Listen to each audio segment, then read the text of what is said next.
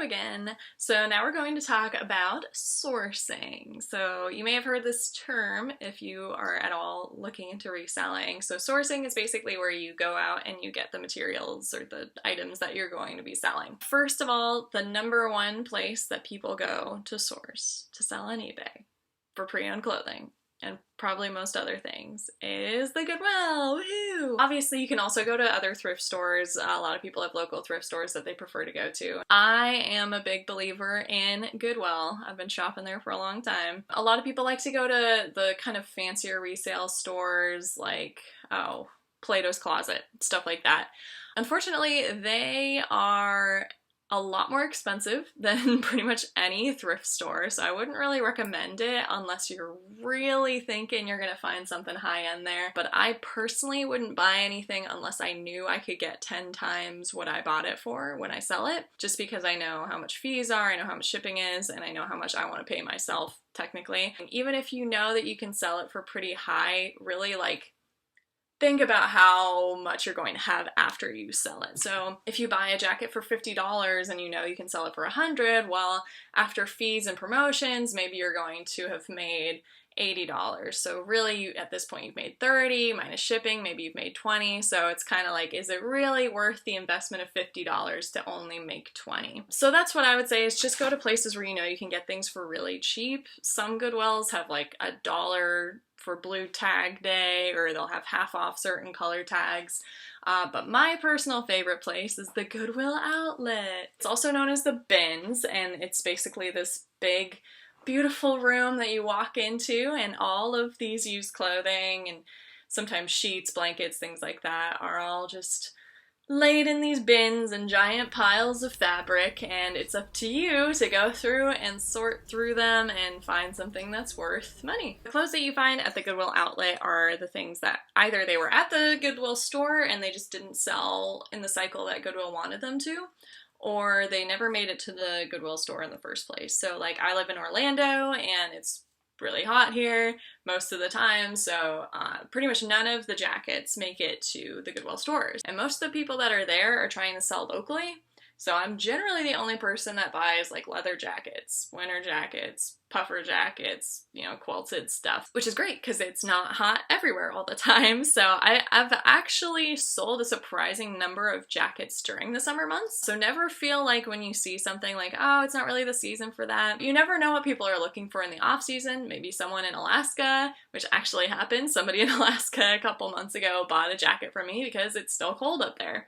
People know that eBay's the place to get the random things that they can't find anywhere else. There are, of course, other places that you can go sourcing, such as you can go to garage and yard sales. They're actually a great place to find things. They're just not very consistent as far as what you'll find. I don't know, it's up to you. Know your area. We've gone yard sailing in Arizona and here in Orlando, and you know, we found a couple cool things, but generally we didn't find enough things that it made all the traveling around and going to different yard sales worth it. And then there's, you know, there's flea markets, there's estate sales. A lot of people like to go to estate sales, but estate sales generally they're going to be asking more than really the stuff is worth to you. So it's kind of up to you. Sometimes you can find something really valuable. Other times you'll just end up trying to barter them down and pay too much for what you could have gotten for much cheaper at Goodwill.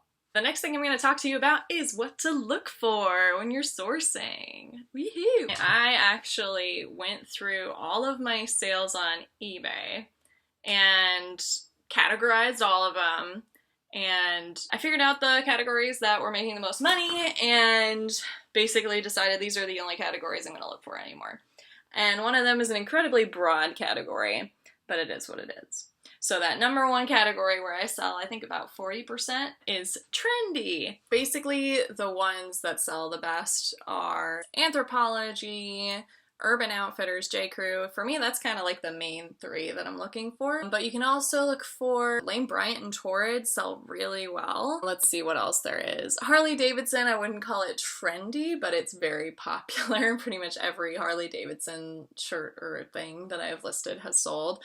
They don't sell for a ton anymore because I think a lot of people are looking for them. But, you know, like I have one here that I sold the other day for $20 that includes shipping. So, you know, like, once you take out shipping, it was like around 15. Victoria's Secret still sells really consistently. American Apparel sells pretty well because I believe they're out of business, or they're only sold in England or something. American Eagle, you know, these are ones that don't sell for a lot. Like I sold an American Eagle dress for like $9 plus shipping. Or Ann Taylor sells pretty consistently, but not for very much, surprisingly. But it'll sell, you know, pretty much every time. My second biggest category was actually vintage. Vintage is a great one for eBay. I don't sell the most of them, but I sell them at the highest prices. Oh, definition of vintage means it's 20 years or older. So as of now, it's 2019. So vintage is anything 1999 and before. A lot of people on eBay like to say that something's vintage when it's actually from the early 2000s. Just be honest and don't lie on eBay. That's always a good rule to follow. What's really cool about vintage is it's kind of one of a kind. It's really hard to find, and that's why eBay is really big for it, is because there's not really any other places people could find it, especially at this price. Because if you go to a vintage store or boutique or something, they're going to charge a lot more than people are charging on eBay, generally. Vintage is hard because it kind of depends on the area. I live in, like I said, Florida, so there's a lot of retired people, so we actually get a lot of vintage, which is pretty awesome. The coolest thing I ever found, and I'll throw up a picture, is vintage NBC sports jacket. And it was all leather. It was like color block. It was really cool. It sold, I think, for about $200, and I bought it for probably $2. So that was a pretty good ROI, you know, rate of something. So vintage, yeah, it's a great thing if you can find it. The best things you can do when you're looking for vintage is always look at old looking t-shirts, see if they have a date on them, like a year. Generally, you can tell if something's very vintage by looking at the tag. Just do your research, especially if you want to sell something for a lot. If you're not really sure and it's not going to be worth that much if it's vintage, then just sell it and don't say it's vintage. Just save yourself the headache. Number 3 category is sports stuff. So basically, we're looking for sports jerseys, team sweatshirts, NFL team apparel. So if you have any of these at your home, obviously, you know, sell them. Why not? Jerseys and stuff, they sell for a lot originally, which I was very surprised by, but I don't know that much about sports. But I've learned a lot by selling their stuff. Basically, just anytime you see something sporty, go ahead and grab it. Just take a look at it. If it's in really good condition, go ahead and sell it. Why not?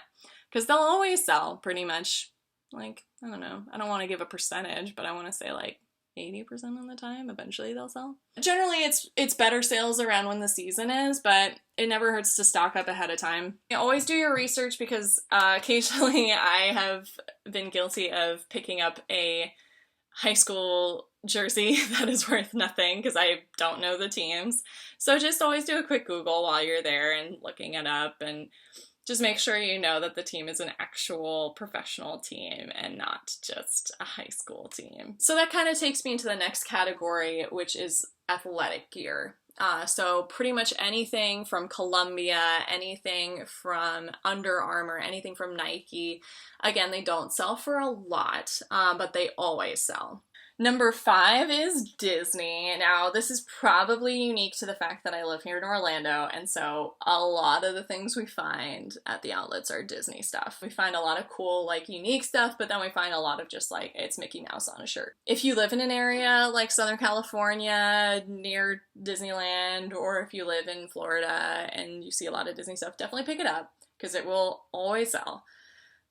I don't want to say always, because sometimes not everything sells. Like if we buy something that has, you know, something wrong with it, or it's just not that cool, you know, sometimes things don't sell, and that is what it is. But Disney generally sells. One other thing to keep in mind, I would not recommend buying kids' clothes. I think I've sold like 2 pieces of kids' clothing, and one of them was a really cool vintage Snoopy jacket. Kids' clothing in general, the kid's gonna wear it like maybe 10 times, and then they're gonna grow out of it, and then they're just gonna donate it, or maybe they're gonna sell it themselves. Plus, a lot of parents, I think, sell their kids' used clothes on eBay once they outgrow them, which is a great idea, and if you have kids, definitely do it. But if you're buying it from the store, I wouldn't recommend it. And our final and 6th category is outerwear. And it's funny because, you know, some of it sits. I've got a closet full of jackets next to me here, but a lot of it sells. And the really nice thing about it is it always sells for a higher price than like a t-shirt. And if you're charging for shipping, which I definitely recommend you do, and I'll talk about that in a little bit, you're not losing anything on the fact that it's heavier. You're paying a little bit more at the outlets because they charge you by the pound, but overall, you are making more money. So yeah, that's my guide to things to look for while you're sourcing. Yeah, let's move on.